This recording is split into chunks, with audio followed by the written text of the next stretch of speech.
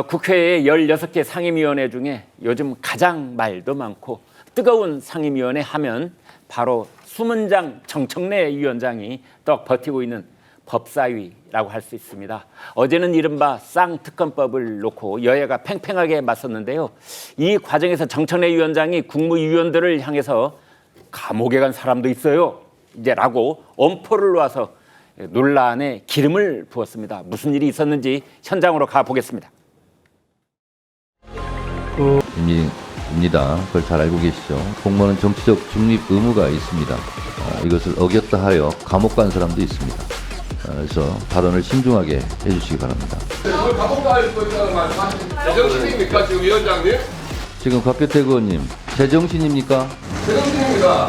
의사 진행에 필요한 말을 하고 있는 거예요. 이게 의사 진행에 필요한 말이 아니죠. 송석준 의원님은 여지없이 오늘 단골 메뉴처럼 145조 1항에서 1차 경고합니다. 조용히 해주세요. 영광입니다.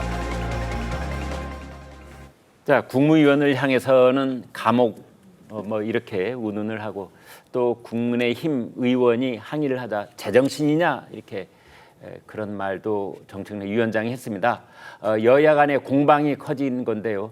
거친 발언으로 이제 논란을 키우는 그런 측면이 정청래 위원장한테는 있습니다. 최창렬 교수님, 정청래 위원장도 저런 얘기를 하는 게 뭐 즉흥적인 것으로 보이지는 않고요. 뭔가 생각이 있는 것 같은데 무슨 생각입니까? 처음에는 즉흥적인 측면이 많다고 느꼈었는데 그건 네. 아닌 것 같아요. 지금 말씀처럼. 네. 그러니까 정청래 위원장이 이게 법사위원장이잖아요. 이게 네. 게이트 키퍼 같은 역할을 하는 게 법사위원회잖아요. 네. 그래서 법사위원회에 대해서 여러 가지 뭐 개혁도 많이 논란도 되고 그렇습니다만 그대로 있긴 있어요. 지금 있는데 저는 이걸 보면서 말이죠. 정청래 위원장이 이런 이제 발언이 워낙 많기 때문에 적절성 여부를 따지는 것도 별로 의미가 없는 것 같습니다. 이제는 정청래 위원장이 법사위원장으로서 나름의 이제 판단을 가지고 한 얘기인데 제가 언뜻 들은 생각이 이 상임위원장들도 이 당적을 좀 이탈시켰으면 좋을 것 같아요. 네. 국회의장은 당적이 없지 않습니까? 물론 이제 뭐 자신이 이제 소속된 정당은 있겠어요. 그 과정 전에 있었습니다만 상임위원장도 그 모델을 좀 준용해서 네. 좀 이 상임위원장 사실 이 상임위원회가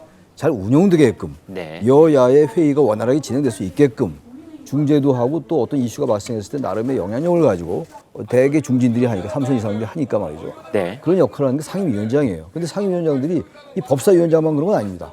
다른 상임위원회 위원장들도 너무 자기가 속한 정당의 편을 너무 많이 들어요. 네. 그러다 보니까 국회가 개헌할 때마다 이 상임위원회 위원장을 가지고 그 싸움을 오래 하는 거 아닙니까? 그래서 네. 개헌이 늦어지는 거잖아요. 네. 그러니까 저는 국회 개혁 차원에서 좀 다른 얘기가 될지 모르겠습니다만 정청래 위원장이 이런 형태 아무리 비판하고 평가해봐야 별로 의미가 없는 것 같아요. 이분이 이렇게 갈 겁니다. 네. 이렇게 해서 상임위원장 자리까지 온 것 같고 네. 또 앞으로도 이렇게 해서 진영 내 또 정당 내에 자기 위상을 확립해 갈 것 같으니까 이분은 계속 이런 식의 정치적 스탠스 유지할 것 같은데 저는 이런 상황에서 그냥 비판하고 평가 분석보다도 국회 개혁 차원에서 이 정치 개혁 차원에서 이런 부분을 한번 생각해 볼 때가 된 것 같아요. 네. 상임위원장은 너무 특정 정당 편을 너무 많이 들어요. 이 법사위만 그런 거 아니지 않습니까? 네. 그래서 이거 너무 보기 너무 민망하지 않아요? 그리고 상임위원장, 특히 정청래 위원장이 말씀 좀 드리면 제정신입니까? 이런 말 우리도 잘 안 하거든요. 네. 친구들 사이에서 사석에서도 술자리에도 이런 얘기 잘 안 해요. 친구 사이에서 그런 얘기하면 의절하죠. 야, 이놈아, 너 제정신이야? 그러면 이 자식이 이럴 거 아니에요. 네.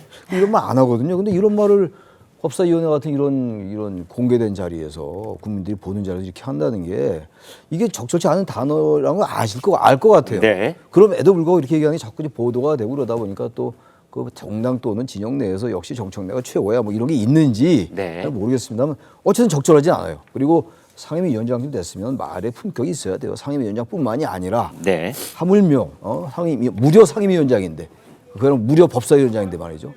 좀 그런 생각이 듭니다. 네. 민주당이 추진을 했고 드디어 법사위까지 통과가 된 최해병 특검 법안에 박성재 법무장관이 중립성과 객관성에 문제가 있다 이렇게 의문을 제기를 했고 또 법원 행정처장도 재추천 조항에 논란의 소지가 있다. 그러니까 대법원장이 먼저 4명을 추천을 하고 그다음 4명 중에 2명을 추려내는 이제 이 과정을 재추천이라고 말을 한 것 같은데 그때 야당만이 할 수 있게 돼 있는 그런 부분이 있습니다. 이제 그런 부분을 지적을 하자 정청래 위원장이 그런 겁니다. 공무원이 정치적 중립 의무가 있지 않소? 감옥 갈 수도 있소? 이제 이렇게 으름장을 놓은 사안인데요. 윤 위원장님 이제 변호사이기시기도 한데요. 위법성 얘기가 지금 나왔는데 어느 부분이 위법하다는 뜻이죠? 어떤 특검 법안이요? 네. 그러니까 특검 법안이 지금 최상병 특검 법안 얘기하는 거거든요. 네. 저것이 네 번째 발인데요. 그 중에 보면은 제3자 특검을 운운하면서 네. 대법원장이 4명을 추천을 하게 되면 그 중에 이제 민주당과 뭐 당명을 특정한다면 조국혁신당인 2명을 추천합니다. 네. 그 중에 대통령은 1명을 임명해야 되고 네. 만약에 임명하지 않을 경우에는 연장자가 임명이 되는 이런 취지입니다. 네. 근데 문제는 뭐냐면 이게 제3자 추천이라고 말씀을 하시지만 사실은 제3자 추천은 아니죠. 왜냐하면 대법원이 추천하면 다시 민주당이 그 중에 2명을 추리는 거거든요. 네. 또 그런데 비토권도 있죠. 예, 2명 추려서 추리는데 추리기 이전에 만약에 4명이 풀이 마음에 안 들면 예. 다시 또 풀을 다시 올려라, 2명을 다시 올려라 이렇게 무한반복할 수가 있어요. 이거는 제3자 추천이 아닌 거고요. 또 하나는 이제 박성재 법무장관이 얘기했지만 사실 민주당과 조국혁신당의 경우에는 고발인의 지위가 있을 수 있어요. 이 처음에 그 최상병 특검에 대해서 원래 박주민 의원이 고발을 했거든요. 그렇다면 이 고발인이 과연 추천하는 것이 중립성에 부합하느냐의 문제 제기를 한 것이고 마지막으로 정청래 위원장이 저 큰 잘못을 한 이유가 뭐냐면 모두 발언에서 본인이 이런 발언을 하게 되면 이런 문제가 있습니다. 그리고 예전에 정치적 중립 의무를 위반했기 때문에 감옥에 간 분도 있어요. 이렇게 모두 발언에서 일반적으로 했으면 괜찮아요. 그런데 네.